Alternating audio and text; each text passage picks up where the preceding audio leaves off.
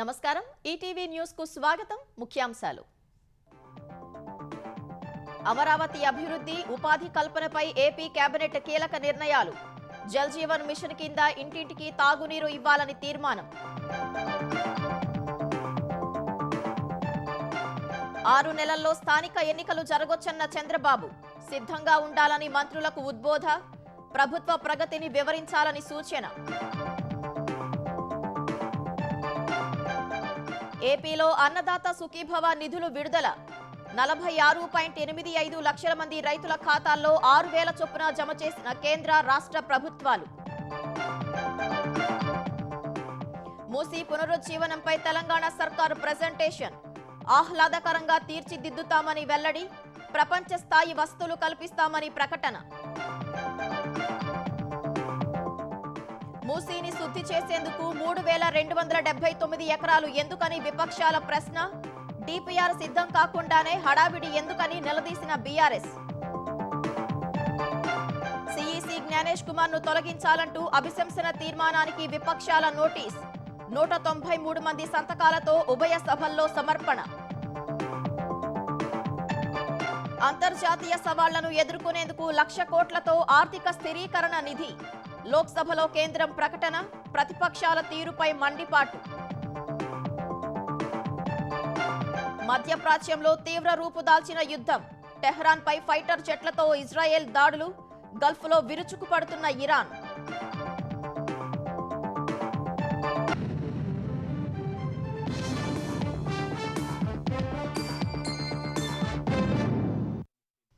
అమరావతి అభివృద్ధి ఉపాధి సృష్టిపై ఆంధ్రప్రదేశ్ మంత్రివర్గం కీలక నిర్ణయాలు తీసుకుంది.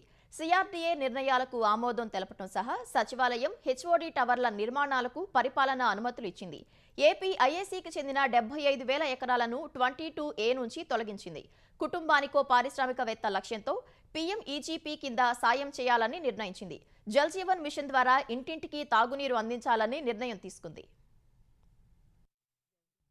సచివాలయంలో సీఎం చంద్రబాబు అధ్యక్షతన సమావేశమైన కేబినెట్ 28 అంశాలపై చర్చించి ఆమోదించింది. సచివాలయం, హెచ్ఓడి టవర్ల నిర్మాణాలకు పరిపాలనా అనుమతులిస్తూ సిఆర్డీఏ తీసుకున్న నిర్ణయాలకు ఆమోదం తెలిపింది. మెకానికల్, ఎలక్ట్రికల్, ప్లంబింగ్ పనుల కోసం 2,316 కోట్లకు పరిపాలనా అనుమతులు, 119 కోట్ల వ్యయంతో తెలుగు కల్చరల్ సెంటర్ నిర్మాణానికి కేబినెట్ ఆమోదముద్ర వేసింది. రాజధాని అమరావతిలో వివిధ సంస్థలకు భూ కేటాయింపుల ప్రతిపాదనలపై మంత్రివర్గ ఉపసంఘం నిర్ణయాలకు ఆమోదం తెలిపింది. పోలీస్ శాఖలో 300 పోస్టుల అప్గ్రేడేషన్ కు మంత్రివర్గం గ్రీన్ సిగ్నల్ ఇచ్చింది. ఏపీఎస్పీ బెటాలియన్లలో పనిచేసే 300 మంది హెడ్ కానిస్టేబుళ్లను ఏఆర్ఎస్ఐ స్థాయికి పెంచేందుకు నిర్ణయం తీసుకుంది. ఏపీ ఐఐసీకి చెందిన 75,000 ఎకరాలను 22A నుంచి తొలగించిన కేబినెట్ పారిశ్రామికవేత్తలు ఏపీ ఐఐసీ నుంచి కొనుగోలు చేసి అంగీకారం చేసుకున్న భూములకు 22A నుంచి విముక్తి కల్పించింది. కుటుంబానికో పారిశ్రామికవేత్తను తయారు చేయాలనే లక్ష్యంతో పీఎంఈజీపీ కింద ఆర్థిక సాయం చేయాలని నిర్ణయించింది. 50 నుంచి 75 లక్షల రూపాయల విలువైన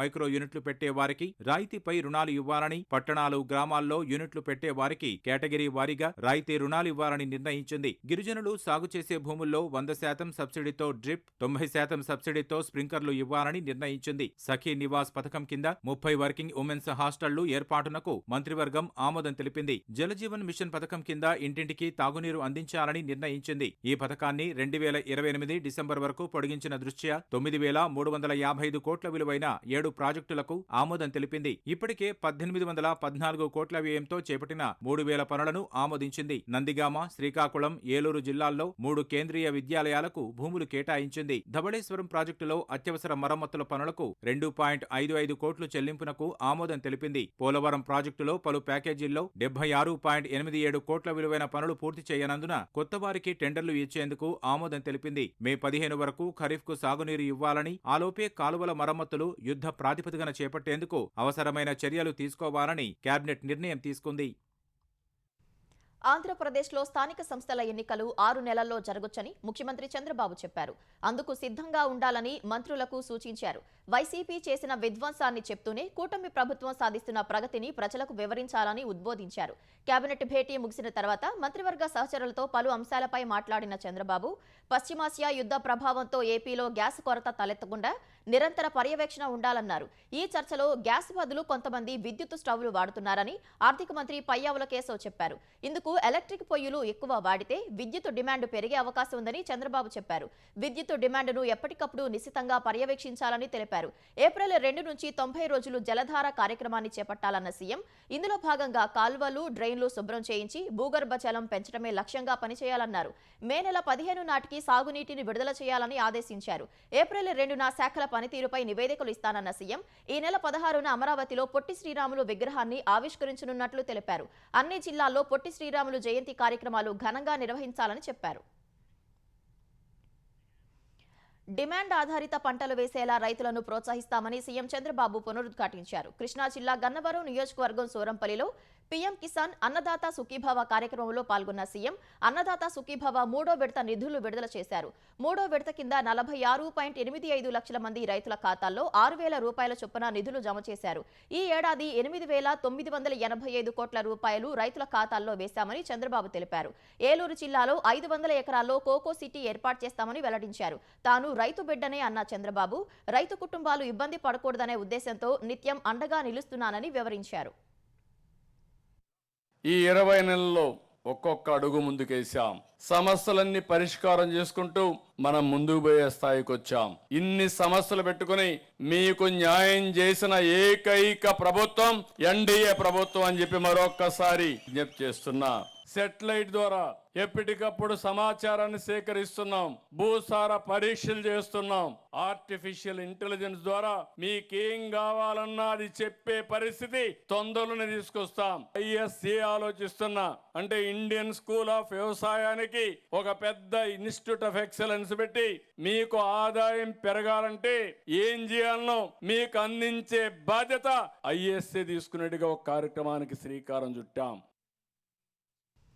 పీఎం కిసాన్ సమ్మాన్ 22వ విడత నిధులను ప్రధాని నరేంద్ర మోదీ విడుదల చేశారు. దాదాపు 9.32 కోట్ల మంది రైతులకు 18,640 కోట్లకు పైగా నిధులు వారి బ్యాంకు ఖాతాల్లో నేరుగా జమ చేశారు. అసోంలో పర్యటించిన ప్రధాని పలు అభివృద్ధి పనులకు శ్రీకారం చుట్టారు. ఈ సందర్భంగా గువాహటిలో ఏర్పాటు చేసిన కార్యక్రమంలో మోదీ పీఎం కిసాన్ సమ్మాన్ నిధులను విడుదల చేశారు. కరోనా సమయంతో పాటు ప్రపంచ యుద్ధాలు, మారుతున్న పరిణామాల నుంచి రైతులకు రక్షణ కల్పించినట్లు మోదీ తెలిపారు. రైతులకు ఉపశమనం కలిగించేలా ఎరువుల రాయితీకి తాము 12 లక్షల కోట్లు ఖర్చు చేసినట్లు చెప్పారు. పీఎం కిసాన్ సమ్మాన్ పథకం ద్వారా రైతులకు ఏడాదికి 6,000 రూపాయలను కేంద్రం ఆర్థిక సాయం ఇస్తోంది. 3 నెలలకోసారి 2,000 చొప్పున అన్నదాతల ఖాతాల్లోకి నేరుగా జమ చేస్తుంది. ఇందులో భాగంగానే ప్రధాని 9.32 కోట్ల మంది రైతుల ఖాతాల్లోకి నేరుగా 18,640 కోట్లకు పైగా నిధులను జమ చేశారు. హైదరాబాద్లో మురికి కూపంగా మారిన మూసీని స్వచ్ఛంగా మార్చి గ్రోత్ ఇంజన్గా మారుస్తామని తెలంగాణ సర్కార్ ప్రకటించింది. మూసీ పునరుజ్జీవ పథకానికి సంబంధించి హైదరాబాద్ తాజ్ కృష్ణలో Musi river front development corporation limited ఆధ్వర్యంలో మూసీ ఇన్వైట్స్ పేరుతో పవర్ పాయింట్ ప్రజెంటేషన్ నిర్వహించారు. ఈ కార్యక్రమానికి CM Revanth Reddy, deputy CM Bhatti Vikramarka, మంత్రులు, ఎమ్మెల్యేలు హాజరయ్యారు. మూసీ పునరుజ్జీవనం ఆవశ్యకతపై MRDCL MD Narasimha Reddy power point presentation ఇచ్చారు. మూసా, ఈసా నదులుగా ప్రారంభమయ్యే మూసీ కాలుష్య కాసారంగా మారిపోయిందని వివరించారు. వరదలతో పరివాహక ప్రాంతాలను ముంచెత్తుతోందన్నారు. సీఎం రేవంత్ రెడ్డి నేతృత్వంలోని బృందం సియోల్, టోక్యో, లండన్లో పర్యటించి అక్కడి నదులకు పునరుజ్జీవాలను కల్పించిన విధానాలు పరిశీలించి ఇదే స్ఫూర్తితో మూసీ నది ప్రక్షాళనకు శ్రీకారం చుట్టినట్లు వివరించారు. మూసీ బృహత్ కార్యాచరణ ఇప్పటికీ చేపట్టకపోతే భవిష్యత్ తరాలు క్షమించవని సీఎం రేవంత్ రెడ్డి ఉద్ఘాటించారు. మూసీ పునరుజ్జీవ పథకానికి సంబంధించి హైదరాబాద్ తాజ్ కృష్ణలో మూసీ ఇన్వైట్స్ పేరుతో పవర్ పాయింట్ ప్రజెంటేషన్ తర్వాత సీఎం మాట్లాడారు. విదేశాల్లో పలు నదులను సందర్శించి అధికారులు అధ్యయనం చేశారని తెలిపారు. మూసీ అభివృద్ధి బాధ్యతాయుతంగా చేపట్టాలని ప్రయత్నిస్తున్నామని చెప్పారు. 2 ఏళ్లుగా నిపుణులు, అధికారులతో క్షుణ్ణంగా ప్రతి అంశం పరిశీలించామని వెల్లడించారు. ప్రపంచ పరిణామాలు, పర్యావరణ మార్పులను పరిగణలోకి తీసుకోవాలని సూచించారు. అపార మేధో సంపత్తి ఉందని చెప్పేవారు ప్రాజెక్టులను అడ్డుకునే ప్రయత్నం చేస్తున్నారని సీఎం ఆక్షేపించారు. ఏవైనా తప్పులు చేస్తే సలహాలు, సూచనలు ఇస్తే స్వీకరించేందుకు సిద్ధంగా ఉన్నామని స్పష్టం చేశారు.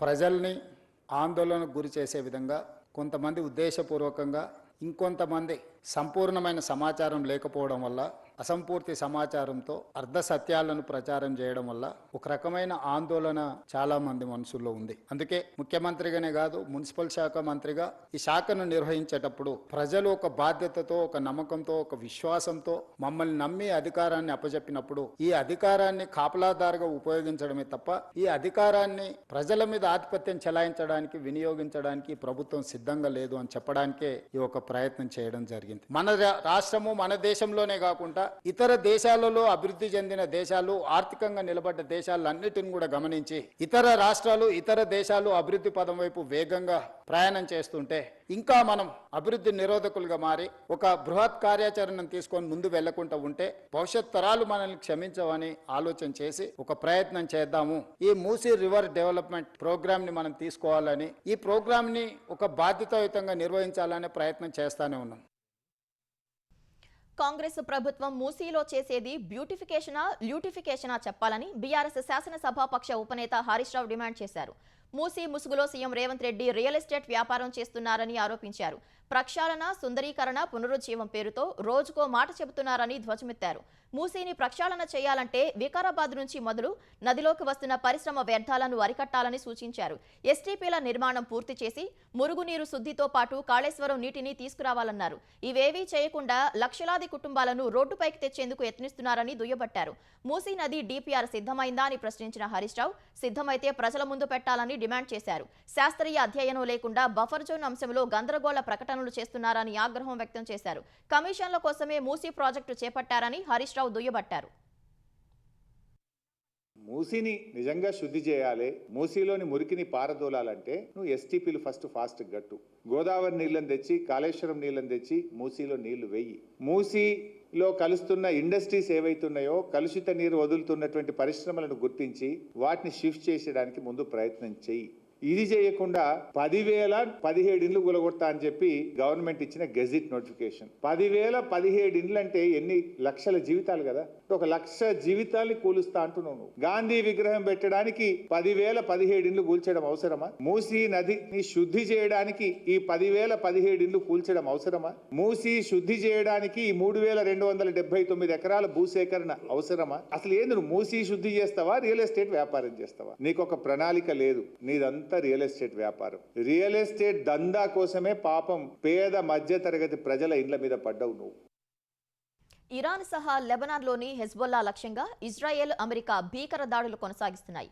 టెహ్రాన్పై ఫైటర్ జెట్లతో ఇజ్రాయెల్ విరుచుకుపడగా నిరసన ర్యాలీ సమీపంలో భారీ పేలుడు సంభవించింది. అరక్ నగరంలోని ఒక నివాస భవనాన్ని లక్ష్యంగా చేసుకుని ఇజ్రాయెల్ జరిపిన వైమానిక దాడిలో 2 మృతి చెందగా 35 మంది గాయపడ్డారు. IRGC aerospace force commander Ismail Dehghan మరణించినట్లు తెలుస్తోంది. మరోవైపు ఇజ్రాయెల్ గల్ఫ్లోని అమెరికా స్థావరాలపై ఇరాన్ ప్రతిదాడులు చేస్తూనే ఉంది. ఉత్తర ఇజ్రాయెల్లో ఓ గ్రామంపై క్షిపణి దాడిలో 60 మంది గాయపడ్డారు. దుబాయ్లోనూ ఇరాన్ బాంబు దాడులు చేయగా ఓ భవనం ధ్వంసమైంది. ఒమన్లో 2 విదేశీ కార్మికులు మృతి చెందారు. ఇరాన్పై ఇజ్రాయెల్, అమెరికా దాడులు మరింత తీవ్రమయ్యాయి. గత 24 గంటల వ్యవధిలో 200కు పైగా లక్ష్యాలపై దాడులు చేసినట్లు ఇజ్రాయెల్ ప్రకటించింది. టెహ్రాన్లోని కీలక కేంద్రాలపై విరుచుకుపడినట్లు తెలిపింది. 10ల సంఖ్యలో ఫైటర్ జెట్లు భీకర దాడులు చేసినట్లు ఐడీఎఫ్ ప్రకటించింది. పెద్ద సంఖ్యలో పేలుడు శబ్దాలు వినిపించినట్లు టెహ్రాన్లోని మీడియా ప్రతినిధులు వెల్లడించారు. ఇజ్రాయెల్, అమెరికాకు వ్యతిరేకంగా పెద్ద ఎత్తున చేపట్టిన నిరసన ర్యాలీకి సమీపంలో భారీ పేలుళ్లు జరిగాయి. దాడులపై ఇజ్రాయెల్ అప్రమత్తం చేసిన కొద్దిసేపటికే ఈ పేలుళ్లు జరిగాయి. ఇందులో ప్రాణ నష్టానికి సంబంధించి ఎలాంటి సమాచారం వెలువడలేదు. ఇరాన్లోని కీలక అణుసంబంధిత కేంద్రంపైన దాడి చేసినట్లు ఐడీఎఫ్ వెల్లడించింది. లెబనాన్లోని హెజ్బొల్లా స్థావరాలపై కూడా ఇజ్రాయెల్ దాడులు మరింత పెరిగాయి. బీరుట్లో ఇజ్రాయెల్ జరిపిన దాడిలో 1 ప్రాణాలు కోల్పోయారని లెబనాన్ ఆరోగ్య శాఖ తెలిపింది. మరో దాడిలో క్షిపణి ఓ అపార్ట్మెంటును తాకిందని, పెద్ద ఎత్తున మంటలు చెలరేగాయని అధికారులు తెలిపారు. ఈ దాడిలో 1 చనిపోగా హెజ్బొల్లా సభ్యుడు లక్ష్యంగా ఈ దాడి చేసినట్లు ఇజ్రాయెల్ ప్రకటించింది. అమెరికా, ఇజ్రాయెల్ దాడుల్లో ఇరాన్లో ఇప్పటి వరకు 1,444 మంది మృతి చెందగా 85,000 మందికి గాయాలైనట్లు అక్కడి ప్రభుత్వం తెలిపింది.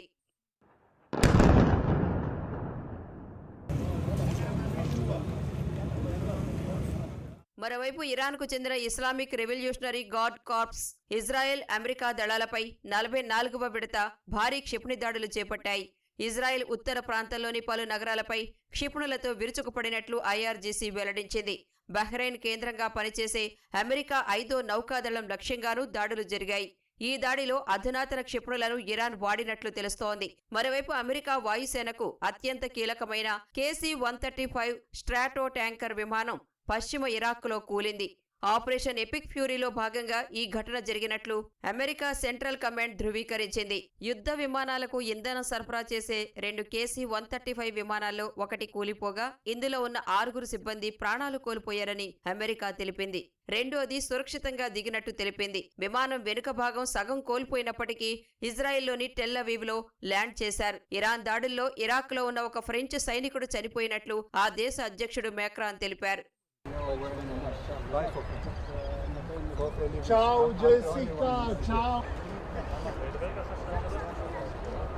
ఇరాన్ దాడులతో గల్ఫ్ దేశాల్లో ఉద్రిక్తతలు కొనసాగుతున్నాయి. ఉదయం దుబాయ్లో భారీ అగ్ని ప్రమాదం చోటు చేసుకుంది. నగరంలోని ప్రధాన పారిశ్రామిక వాడగా పేరొందిన అల్ ఖోజ్ ప్రాంతంలో దట్టమైన పొగలు ఆకాశాన్ని కమ్మేశాయి. నగర నడిబొడ్డున ఉన్న ఒక భవనంపై క్షిపణి శకలాలు పడటంతో ఈ ప్రమాదం జరిగినట్లు అధికారులు తెలిపారు. ఇరాన్ వైపు నుంచి దూసుకొచ్చిన క్షిపణులు, డ్రోన్లను గగనతల రక్షణ వ్యవస్థలు అడ్డుకున్నాయని, ఈ క్రమంలో కింద పడిన శకలాల వల్లే ఒక భవనం ముందు భాగంలో మంటలు చెలరేగాయని దుబాయ్ మీడియా ఆఫీస్ ఓ ప్రకటనలో స్పష్టం చేసింది. ఈ ఘటనలో ఎవరికీ గాయాలు కాలేదని తెలిపింది. మంటల తీవ్రతకు వెలువడిన దట్టమైన పొగలు లగ్జరీ బుర్జ్ అల్ అరబ్ హోటల్ వరకు వ్యాపించినట్లు మీడియా కథనాలు పేర్కొన్నాయి.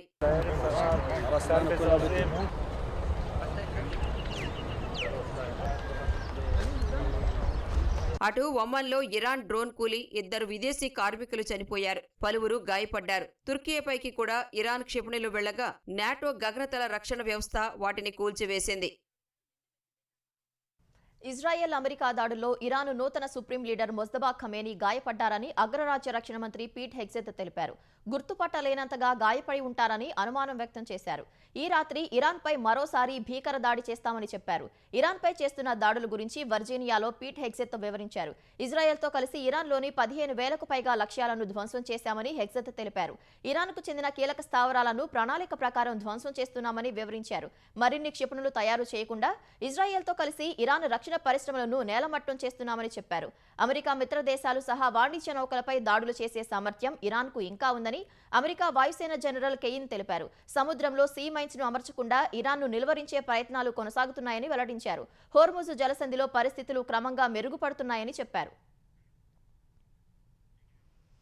పశ్చిమాసియాలో యుద్ధంతో కొండెక్కుతున్న చమురు ధరలను నియంత్రించేందుకు అమెరికా కీలక నిర్ణయం తీసుకుంది. ఇరాన్పై యుద్ధం ముగిసే సూచనలు లేనందున ప్రస్తుతం సముద్రంలో నిలిచిన రష్యా చమురును కొనుగోలు చేసేందుకు పలు దేశాలకు ట్రంప్ ప్రభుత్వం తాత్కాలిక అనుమతిని ఇచ్చింది. రష్యా చమురు కొనేందుకు అభ్యంతరం లేదని భారత్కు ఇప్పటికే అమెరికా తెలిపింది. ఈ మేరకు ఎక్స్లో స్పందించిన అమెరికా ఆర్థిక మంత్రి స్కాట్ బెసెంట్ ప్రపంచ ఇంధన మార్కెట్లలో స్థిరత్వాన్ని తెచ్చేందుకు నిర్ణయాత్మక చర్యలు తీసుకున్నట్లు చెప్పారు. దేశంలో గ్యాస్ కొరత లేదని కేంద్రం మరోసారి స్పష్టం చేసింది. వంట గ్యాస్ సిలిండర్ల కొరతపై జరుగుతున్న ప్రచారాలపై స్పందించిన కేంద్రం వంట గ్యాస్పై ప్రజలు ఆందోళన చెందాల్సిన అవసరం లేదని తెలిపింది. గ్యాస్ కోసం క్యూలో నిలబడాల్సిన అవసరం లేదని చమురు మంత్రిత్వ శాఖ జాయింట్ సెక్రటరీ సుజాత శర్మ చెప్పారు. అవసరం లేనప్పటికీ ఆందోళనతో గ్యాస్ బుకింగ్లు చేయవద్దని మరోసారి విజ్ఞప్తి చేశారు. మార్చి 5తో పోలిస్తే దేశీయ ఎల్పీజీ ఉత్పత్తి 30% పెరిగినట్లు సుజాత శర్మ వెల్లడించారు. భారత్కు చెందిన నౌకలను ఎప్పటికప్పుడు పర్యవేక్షిస్తున్నట్లు చెప్పారు. హోర్ముజ్ జలసంధి వద్ద నౌకల్లో ఉన్న వారి భద్రత కోసం చర్యలు తీసుకుంటున్నట్లు తెలిపారు. నౌకల్లోని వారి భద్రత కోసం 24 గంటల కంట్రోల్ రూమ్లు ఏర్పాటు చేశామన్నారు. భారత్లోని పోర్టులో కార్యకలాపాలు సాధారణంగానే ఉన్నాయన్నారు. రాష్ట్రాలతో సమన్వయం చేసుకుంటూ వెళ్తున్నామన్నారు. మరోవైపు హోర్ముజ్ జలసంధి నుంచి భారత నౌకలను అనుమతించనున్నట్లు భారత్లో ఇరాన్ రాయబారి ఓ ప్రకటనలో తెలిపారు. తెలంగాణలో రేపటి నుంచి 10వ తరగతి పరీక్షలు జరగనున్నాయి. ఏప్రిల్ 16 వరకు జరగనున్న 10 పరీక్షలకు సుమారు 5.28 లక్షల మంది విద్యార్థులు హాజరు కానున్నారు. ఉదయం 9:30 గంటలకు పరీక్ష ప్రారంభం కానుండగా విద్యార్థులు కనీసం అరగంట ముందే పరీక్షా కేంద్రాలకు చేరుకోవాలని ఎస్ఎస్సీ బోర్డు సూచించింది. పరీక్షలకు 5 నిమిషాలు ఆలస్యంగా వచ్చినా పరీక్షా కేంద్రంలోనికి అనుమతిస్తామని ప్రకటించింది. పరీక్షల్లో కాపీ జరగకుండా చూసేందుకు 144 ఫ్లయింగ్ స్క్వాడ్లు ఏర్పాటు చేసినట్లు తెలిపింది. తెలంగాణ వ్యాప్తంగా 2676 పరీక్షా కేంద్రాల్లో విద్యార్థులు పరీక్ష రాయనున్నట్లు ఎస్ఎస్సీ బోర్డు వెల్లడించింది. ఆర్టీసీ కార్మికుల సమస్యలు పరిష్కరించాలని టీజీఎస్ఆర్టీసీ యాజమాన్యానికి జేఏసీ నేతలు సమ్మె నోటీస్ ఇచ్చారు. ఆర్టీసీ ఎండీ వై నాగిరెడ్డి లేకపోవడంతో ఈడీ వెంకన్నకు నోటీస్ ఇచ్చారు. అనంతరం లేబర్ కమిషనర్ కార్యాలయంలోనూ సమ్మె నోటీస్ ఇచ్చిన జేఏసీ నేతలు ఆర్టీసీ సమ్మె తేదీపై 14 రోజుల తర్వాత నిర్ణయం తీసుకుంటామని తెలిపారు. ప్రభుత్వం స్పందించకపోతే సమ్మెకు వెళ్లడం ఖాయమని హెచ్చరించారు. ఉద్యోగులను ప్రభుత్వంలో విలీనం చేసే ప్రక్రియ చేపట్టాలని డిమాండ్ చేశారు. 2021 వేతన సవరణ 30% ఫిట్మెంట్ అమలు సహా పాత బకాయిలు 2,500 కోట్లు వెంటనే విడుదల చేయాలని డిమాండ్ చేశారు. అమరావతిలో Birla institute of technology bits Pilani AI plus campus నిర్మాణానికి సంబంధించిన ప్లాన్లను మంత్రులు నారా లోకేష్, నారాయణ పరిశీలించారు. బిట్స్ ప్రతినిధులు ఉండవల్లి నివాసంలో మంత్రి లోకేష్ ను కలిసి బిట్స్ ఏఐ క్యాంపస్ ప్రణాళిక ప్రదర్శించారు. AI, data science, robotics, computational linguistics, cyber physical systems కోర్సులు అమరావతి క్యాంపస్లో ఉంటాయని ప్రతినిధులు తెలిపారు. 2 దశల్లో 7,000 మంది విద్యార్థులకు అవకాశం కల్పించేలా అమరావతి బిట్స్ పిలాని నిర్మాణాలు చేపడుతున్నట్లు తెలిపారు. ఈ క్యాంపస్ పై వచ్చే 5 ఏళ్లలో 1000 కోట్ల పెట్టుబడి పెడతామని చెప్పారు. సీఎం చంద్రబాబు దార్శనికతకు అనుగుణంగా నెక్స్ట్ జెన్ టెక్నాలజీలతో క్యాంపస్ నిర్మిస్తున్నట్లు వివరించారు. ఆంధ్రప్రదేశ్ హైకోర్టు నూతన న్యాయమూర్తిగా జస్టిస్ లిసాగిల్ ప్రమాణ స్వీకారం చేశారు. హైకోర్టులోని మొదటి కోర్టు హాలులో ప్రధాన న్యాయమూర్తి జస్టిస్ ధీరజ్ సింగ్ ఠాకూర్ జస్టిస్ లిసాతో ప్రమాణం చేయించారు. పంజాబ్, హర్యానా హైకోర్టులో సీనియారిటీలో 3వ స్థానంలో కొనసాగిన ఆమె ఇటీవల ఏపీ హైకోర్టుకు బదిలీ అయ్యారు. ఏపీ హైకోర్టులో జస్టిస్ లిసాగిల్ సీనియారిటీలో 2వ స్థానంలో కొనసాగుతారు. ప్రస్తుత CJ justice Dheeraj Singh Thakur April 24న పదవీ విరమణ చేయనున్నారు. ఆ వెంటనే జస్టిస్ లిసాగిల్ హైకోర్టు సీజేగా నియమితులవుతారు. తద్వారా ఏపీ హైకోర్టు తొలి మహిళా ప్రధాన న్యాయమూర్తిగా ఆమె రికార్డు సృష్టించనున్నారు. అంతర్జాతీయంగా ఎదురయ్యే సవాళ్లను ఎదుర్కోవడానికి 1,00,000 కోట్లతో ఆర్థిక స్థిరీకరణ నిధిని ఏర్పాటు చేస్తున్నట్లు ఆర్థిక మంత్రి నిర్మలా సీతారామన్ ప్రకటించారు. ఊహించని పరిణామాల నుంచి దేశ ఆర్థిక వ్యవస్థను కాపాడేందుకు ఇది ఒక రక్షణ కవచంలా పనిచేస్తుందని వివరించారు. లోక్సభలో 2వ విడత అనుబంధ పద్దులపై చర్చ సందర్భంగా మాట్లాడిన నిర్మలా సీతారామన్ పార్లమెంటులో విపక్షాల ప్రవర్తనపై ఆగ్రహం వ్యక్తం చేశారు. అంతర్జాతీయంగా నెలకొన్న పరిస్థితులు, ఎల్పీజీ వంటి ఆకస్మిక పరిణామాలను ఎదుర్కొనేందుకు ప్రభుత్వం తీసుకున్న చర్యలను వివరిస్తుంటే ప్రతిపక్షాలు వినేందుకు సిద్ధంగా లేవని కేంద్ర మంత్రి విమర్శించారు. కేంద్ర ఎన్నికల కమిషన్ ప్రధాన అధికారి జ్ఞానేష్ కుమార్ ను తొలగించాలని కోరుతూ ప్రతిపక్షాలు లోక్సభ, రాజ్యసభలో అభిశంసన తీర్మానానికి నోటీసులు ఇచ్చాయి. మొత్తం 193 మంది సభ్యులు ఈ నోటీసుపై సంతకాలు చేసినట్లు సంబంధిత వర్గాలు వెల్లడించాయి. వారిలో 130 మంది లోక్సభ ఎంపీలు, 63 మంది రాజ్యసభ ఎంపీలు ఉన్నారని తెలిపాయి. ఇండీ కూటమి పార్టీలు సహా కూటమి నుంచి విడిపోయిన ఆమ్ ఆద్మీ పార్టీ కూడా ఈ అంశంపై మద్దతుగా నిలిచాయి. పలువురు స్వతంత్ర ఎంపీలు ఈ నోటీసుపై సంతకాలు చేయడం గమనార్హం. పార్లమెంటరీ చరిత్రలో తొలిసారి సీఈసీని తొలగించాలని అభిశంసన తీర్మానం ప్రతిపక్షాలు ఇచ్చాయి. జ్ఞానేష్ కుమార్ పై పక్షపాతం, ఓట్ల తొలగింపు, అధికార పార్టీకి లబ్ధి చేకూర్చేలా వ్యవహరించడం వంటి 7 అభియోగాలను మోపాయి. తిరుమల లడ్డూ వ్యవహారంలో రాజ్యాంగ పదవుల్లో ఉన్నవారు చేస్తున్న వ్యాఖ్యలను నిలువరించే విధంగా ఆదేశాలు ఇవ్వాలని దాఖలైన పిటిషన్ను సుప్రీంకోర్టు కొట్టేసింది.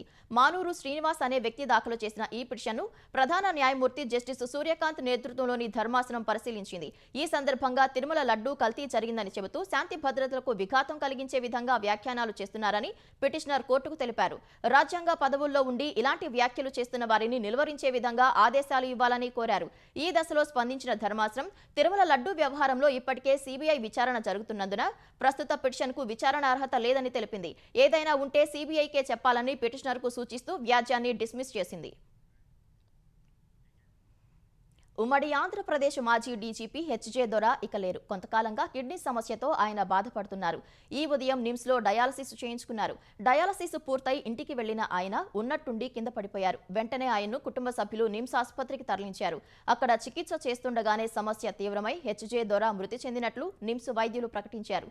దొర మృతిపై ఏపీ, తెలంగాణ సీఎంలు చంద్రబాబు, రేవంత్ రెడ్డి, 2 రాష్ట్రాల మంత్రులు, ఇతర ప్రజాప్రతినిధులు ప్రగాఢ సంతాపం వ్యక్తం చేశారు.